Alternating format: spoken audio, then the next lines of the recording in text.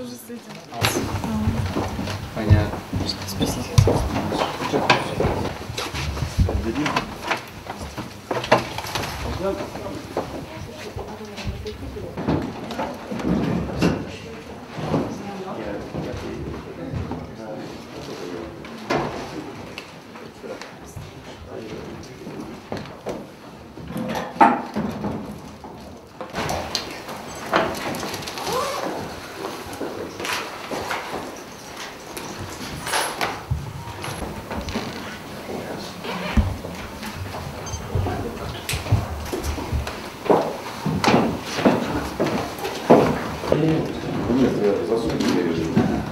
Может, готовы.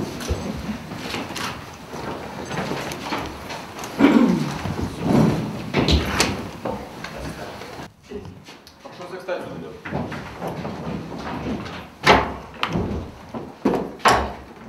Добрый день, прошу садиться.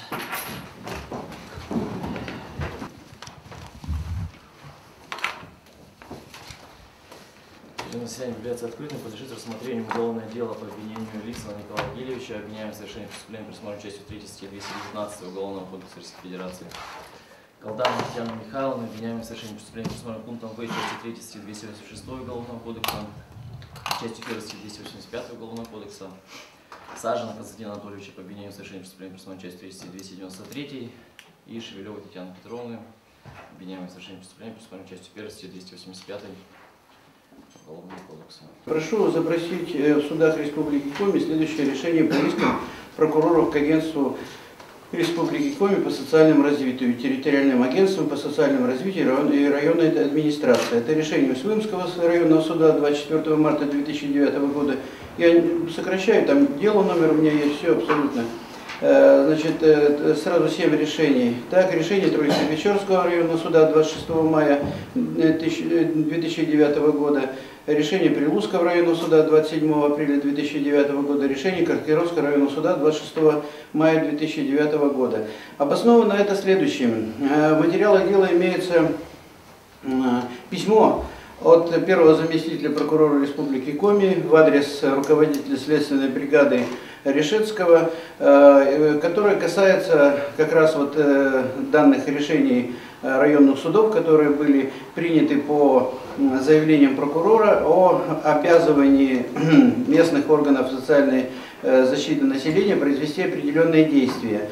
Поэтому, поскольку данное доказательство имеется в деле, мы, надеюсь, его будем анализировать, то есть письмо, значит, Сатарова к Решетскому, да, и вот это письмо имеет отсылочный характер к конкретным решениям районных судов по искам. Я поэтому для того, чтобы, значит, наиболее полно прояснить эту картину, прошу запросить вот эти решения судов, они у меня перечислены с номерами дела и с датами, когда они были вынесены в Усть-Илимском районном суде, в Троицко-Печорском, Прилузском и в вашем Кировском суде. Данное решение никоим образом не относится к рассматриваемому уголовному делу. Кроме этого, в настоящее время целесообразность их запроса адвокатам более четко не разъяснена. Считаем, что данное ходатайство не обосновано, и с удовлетворением данного ходатайства следует отказать.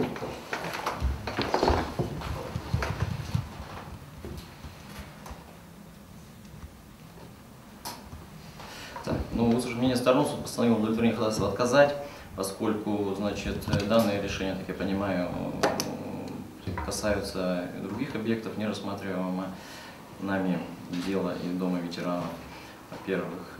Во-вторых, ну, тут имеется ссылка на имеющиеся материалы дела, мы все-таки еще не исследовали доказательства, поэтому о целесообразности вот запроса этих материалов, я думаю, если защитник хочет, можно вернуться в ходе судебного следствия.